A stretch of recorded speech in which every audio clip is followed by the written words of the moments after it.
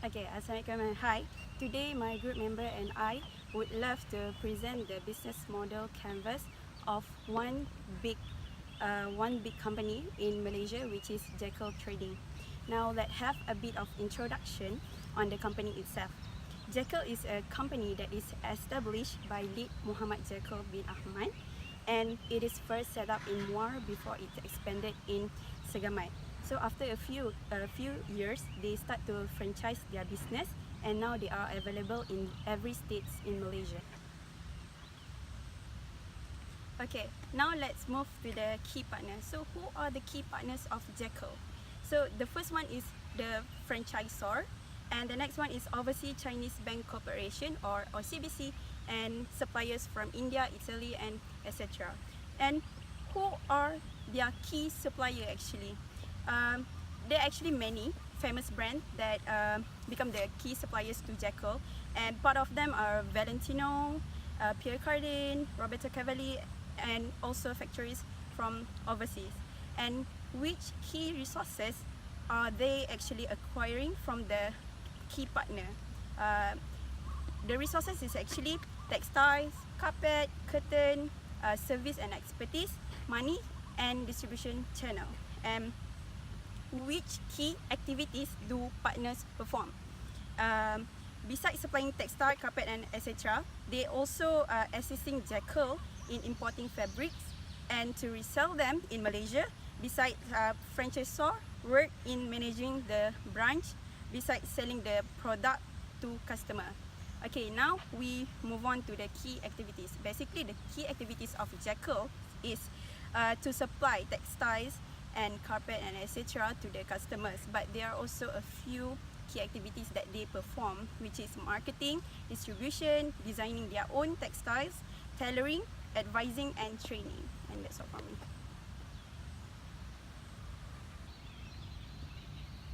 Okay, now for the key resources. For key resources, JAKEL have capital, their capitals, their materials such as textiles and staff expertise, knowledge and skills. Second, and then JAKEL also have the technology such as in R&D department where they design their materials and their products, and also the physical infrastructure like their stores, physical stores, where they have main branches and also franchise. And lastly, and then copyrighted patents, then partnership and joint ventures such as strategic alliance between every stores. Lastly, and then the second one is value proportions. So JAKEL value proportion is mainly on customers. Customers, for the first part is they can get maximum satisfactions through highest and guaranteed quality offered. Secondly, can enjoy unique and unforgettable experience inside JAKEL stores. And third is various income backgrounds can also buy products from JAKELs no matter the quality of the materials. And fourth, can get connected with the designers, JAKELs. We can ask for different designs. And lastly is advice or ideas from the store employees, where we want to know what type of what color we want to wear. Is this color good with this color? And that's all for my part.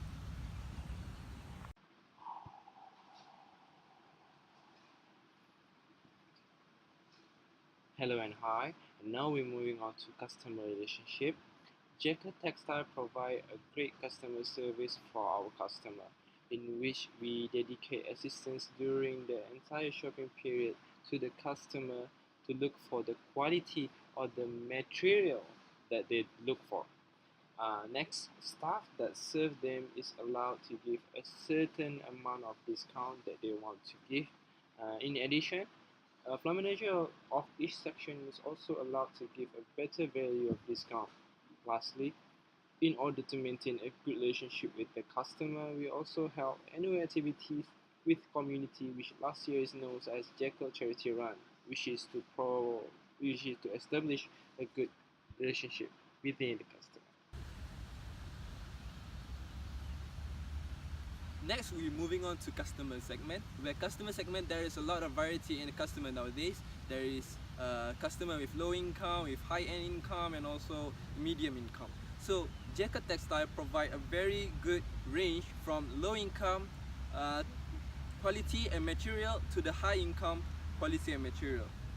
So next we have government or private agencies, in which JAKEL Textile have been create a bonding between ATM, which is known as Angkatan Tentera Malaysia. They create a vest using material from the JAKEL Textile. Next, we're moving on to channel. JAKEL has their own outlet in every state in Malaysia. And also next, there's also franchise that has been opened to sell material and also the quality of material from JAKEL itself.